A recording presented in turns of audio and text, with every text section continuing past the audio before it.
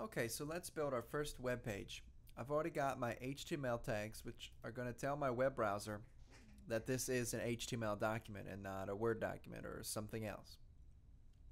And all HTML documents are broken down into two sections. The head section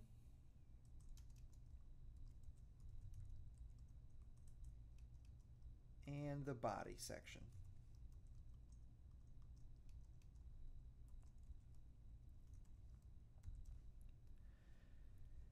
The head section is used to describe things about the document or include links to other files, kind of like email attachments.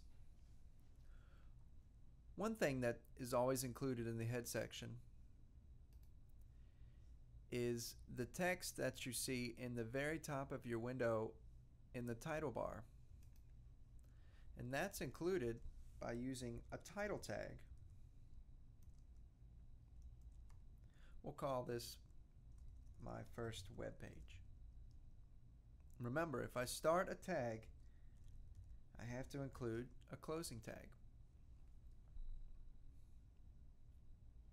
And now you can begin to see, because of my indentation, the kind of hierarchy that we have here. We have an HTML tag, inside of that a head tag, inside of that a title tag.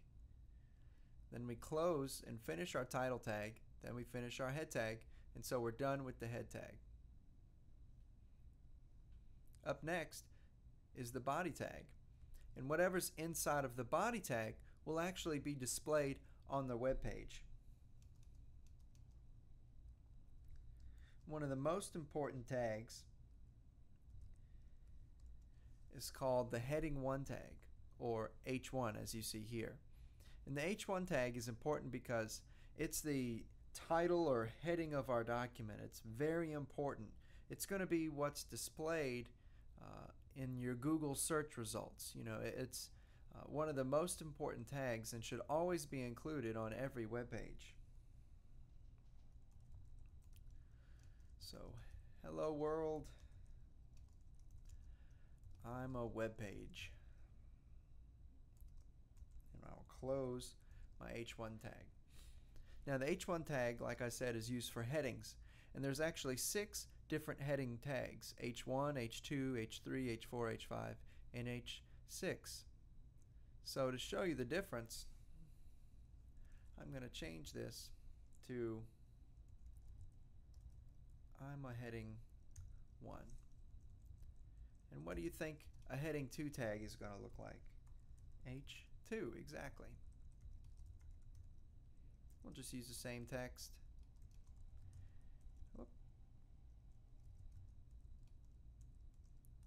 Except use a heading 2. And like I said, this goes all the way down to 6. So that is one thing about Notepad, there's no spell check. So now you can see we have some heading tags. Probably the next most popular or most used tag would be the paragraph tag, simply a paragraph or block of text. And instead of having to type out paragraph, since we're going to use it so much, thankfully the inventors of HTML just shorten that down to P. So the P tag is the paragraph tag. Paste in a paragraph here, and then we'll get to see what a paragraph looks like.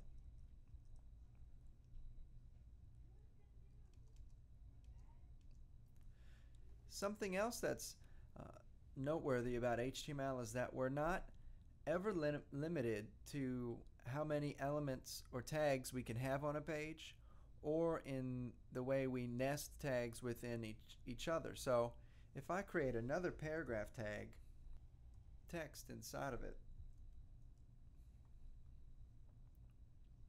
I can actually include other tags and content inside of this paragraph tag. For example, I can include a link to a web page. The link tag is A, which stands for anchor. We're going to anchor to another HTML document. And this one is going to look a lot different.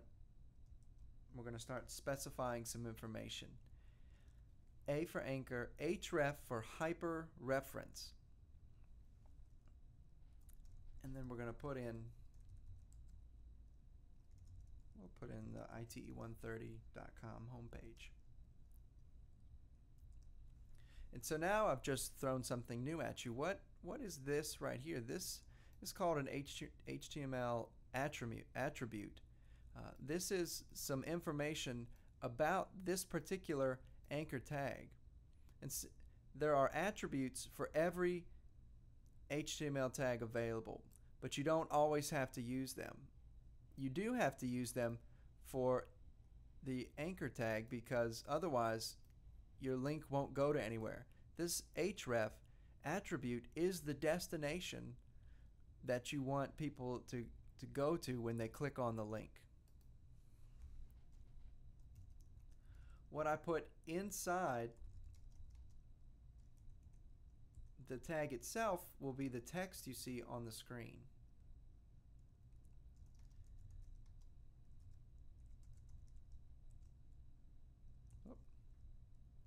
And then I'm going to close my anchor tag. So what's going to happen is people are going to see this. Click here to visit ite130.com, but it's going to be a link to another web page. And that web page is going to be whatever we defined in the href attribute. Let me close this paragraph. And let's actually look at this thing and figure out what's going on here. So in Notepad, I can go to File, Save As. I'm going to put mine on my desktop so it's easy for me to find. And I'm going to call this hello world.html. We have to change a few options here. Save As type, change this to all files, and encoding, change this to UTF-8. That's going to make sure that your web page looks the way you want it to look. So if I minimize and close out these tabs, I'll see it on my web page, and it doesn't. This is actually another Notepad document that just looks like a little piece of paper, but this hello world that we just created actually looks like an internet shortcut. And so if I open it up, if I just double click on it, it will open in Internet Explorer because Internet Explorer is the default application on a PC to open web pages. So we can see here, why don't I see HTTP www? Because I haven't actually uploaded this to a server. Remember, this is just a file on my hard drive. And this is actually the directory. This is the path to get to that. And we can actually start to see what's going on here. So remember, I said we had a heading 1 tag that is declaring to the world what our page is about. And then you could see the heading 2, 3, 4, 5, and 6. So these are headings or headers. If you're thinking of it kind of like a research paper, the headings, different subtopics and whatnot of your paper. And so we can use these to kind of create a hierarchy of our content within our web page, all the way down to the heading 6 tag, which is really teeny. Here we have a paragraph. Remember, this is wrapped within the paragraph tag. And then another paragraph. And inside of that is the link. I'm going to bring this back up here. Remember, we had our hyperreference to take us to ite130.com, but we don't see that. What we see is the text we place inside of the link. Click here to visit ite130.com, and if we click,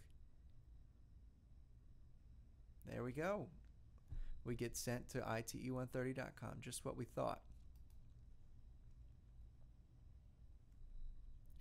So I'm going to use one more tag to finish off today's lesson, and that is the image tag. We see images all over the place on the web. So how do I include, or how do I use an image on my web page? And an image tag is going to be the most different of the tags that we've seen here today for a couple of reasons. So the image tag is actually just IMG as opposed to the full word image. And again, we're going to have some attributes. So the first attribute we're going to have is the source or SRC attribute. And an attribute is always in this format. The name of the attribute, an equal sign, and then double quotes. And inside of those double quotes, we're going to put, in this case, the location of the image that we want to use. I actually know the image that I want to use is located there. So this is the images folder on our RCC website, and inside of that we've got the new green button I created for the spring schedule. And so that's the source attribute. Up next is the alt attribute, and I'm actually going to put this down here like this. So what is this alt attribute? This is the alternative texts. If you have images turned off in your web browser, or for some reason you can't download or the image doesn't work, this is going to be the text that's displayed and is used to describe what the image is about. This is also used for blind web users who cannot see images. They have programs called screen readers, and the screen reader reads the web page to them, and it will read this alternative text to them. So it's very important to include this when you use an image tag, and is actually required for all state-funded institutions such as RCC. We're required to include this alternative text for every image. So we'll just say that this is the RCC Spring 2010 class schedule.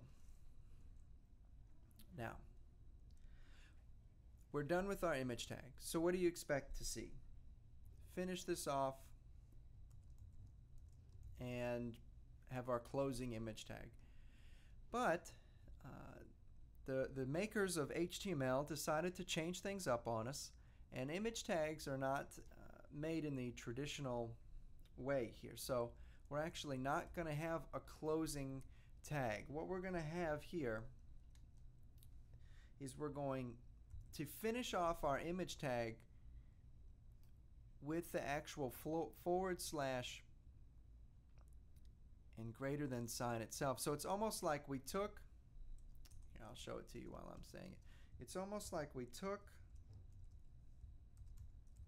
the two tags and we simply combined them into one. And I don't know why they made the image tag different and why they didn't do every tag this way or whatnot. I can't answer that question, but I do know that this is the proper way. This right here is the proper way to make an image tag.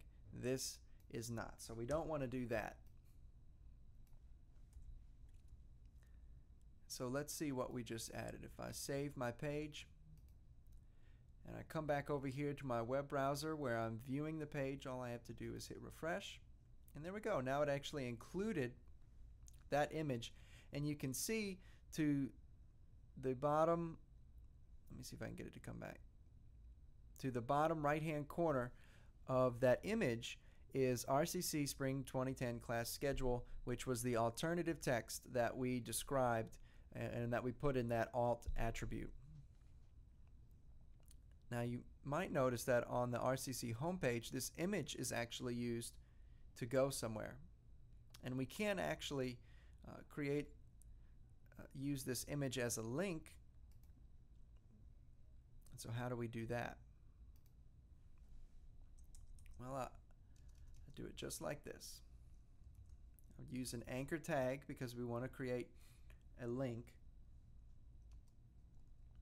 an href attribute to hyper reference where we want to go.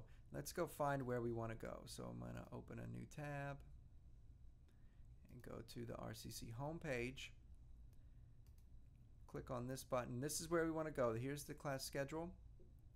All we have to do is copy this entire URL,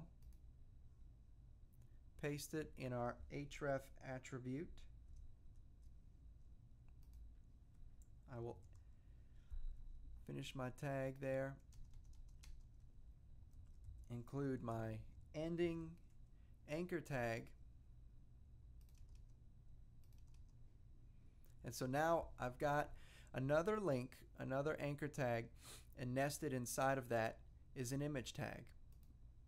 And what that's going to do is it's going to use my image as the link itself as opposed to text. Gave it a nice border, and now when I click the image, you can see I'm taken to that web page.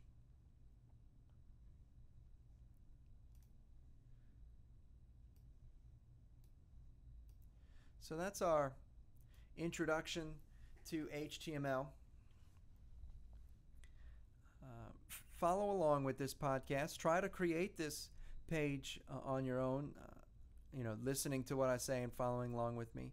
And then next time we'll go a little bit further, dig a little deeper into HTML, and we'll have some assignments for you to tune in.